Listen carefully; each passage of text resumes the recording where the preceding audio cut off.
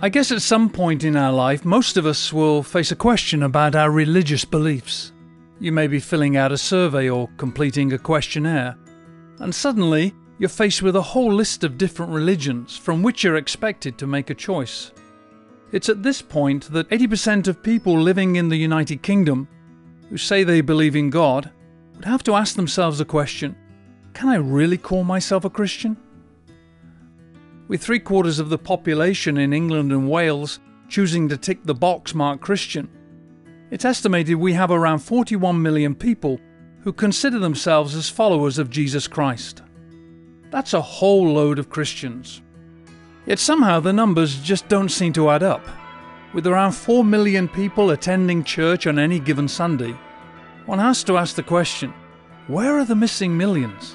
Especially when the Bible describes a Christian as someone who regularly gets together with other Christians to worship God and discuss the life and teachings of Jesus Christ. But perhaps there's more than one type of Christian. I recently read an article about vegetarians and discovered a whole new subculture for which a new word has had to be created. It seems that amongst those who call themselves vegetarians, there are some who refuse to eat meat most of the time. But when pushed, these same people have to admit to enjoying the occasional bacon sandwich. It's a kind of vegetarianism with benefits. So in order to accommodate these lapsed veggies, a new word has been created. They're called flexitarians.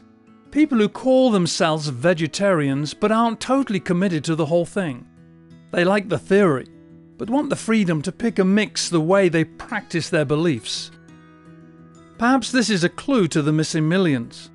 Maybe Christianity has its own subculture of flexitarians, people who work on a kind of spiritual flexi time, preferring to clock in and out of their Christian beliefs in order to suit their own particular lifestyle. If that's true, then maybe Christianity has a mixture of what might be called fans and followers. Confused? You should be. Faced with this type of two-tier Christianity, most of the Western world appears to be uncertain as to what a real Christian is. Ask 100 people what comes to mind when they hear the term Christian, and it won't be long before you hear words like hypocritical, judgemental, homophobic, money grabbers, people who are more interested in getting you inside a church building than getting to know who you really are. For although a load of people call themselves Christian, we'd have to admit that not all of them behave in a very Christ-like manner, and that's where much of the confusion comes from. You see, for some people, Christianity is simply a matter of birth. I was born in a so-called Christian country, therefore I'm Christian. So when asked the question about their religious beliefs, they automatically tick the box that says Christian. Yet challenging this popular misconception, someone once said that you can be born in a garage, but it doesn't make you a car. For others, Christianity is all about behavior. Faced with a boatload of rules and rituals, Christianity becomes a treadmill of do's and don'ts that seems to make it more of a religion than a personal relationship with Jesus Christ. Yet the Bible appears to have a different take on Christianity and lists a number of things involved in this decision to become a Christ follower. Firstly, there's the call. Just like the biblical Jesus called his disciples to leave what they were doing and follow him, becoming a Christian seems to be all about responding to a divine call. Whether that response is sparked by hearing someone's story of how God has transformed their life, or by listening to someone explain how much God loves us no matter what, it appears that a Christian is someone who has responded to a divine call to leave their old way of life and follow the life and teachings of Jesus. But for me, it's not only about a call, it's also about a choice. A personal choice based on a conviction. And those who make this choice, they not only decide to leave their old way of life behind, they publicly declare that today I'm choosing to make Jesus Christ the boss of my life. But if becoming a Christian is a choice, that means we can either accept or reject the invitation to follow the life and teachings of Jesus Christ. Then again, those who choose to respond to the call speak of experiencing a dynamic change to the way they believe and how they behave. For although it's reckoned we're all born with an ability to mess up no matter what, for those who decide to become a Christ follower, everything changes. A divine exchange takes place, whereby the past is dealt with and God gives them the ability to think and do what's right. Wow, this all sounds great.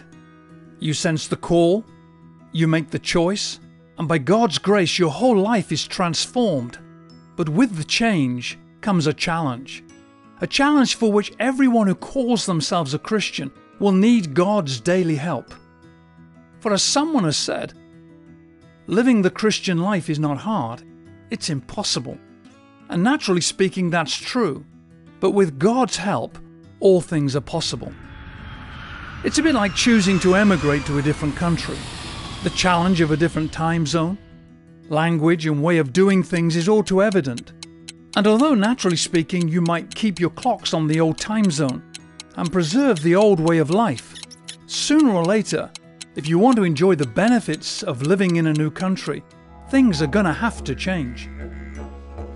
So for those deciding to become a Christ follower, this new way of life is going to require a commitment. For while some people who call themselves Christians might be better thought of as fans, people who prefer to pick and mix their beliefs to suit their own lifestyle, Christ followers are totally committed to the teachings of Jesus Christ, no matter how challenging. So I guess the question is, have I sensed the call to follow the life and teachings of Jesus Christ? Have I made the choice to ask God to forgive my past and make Jesus Christ the boss of my life? Have I experienced a radical change to the way I think and behave? Is this new way of life so challenging that I find myself daily asking for God's help? And am I totally committed to live the kind of life God intended no matter what? If yes, then based on what the Bible describes as a Christ follower, you can, by God's grace, call yourself a Christian.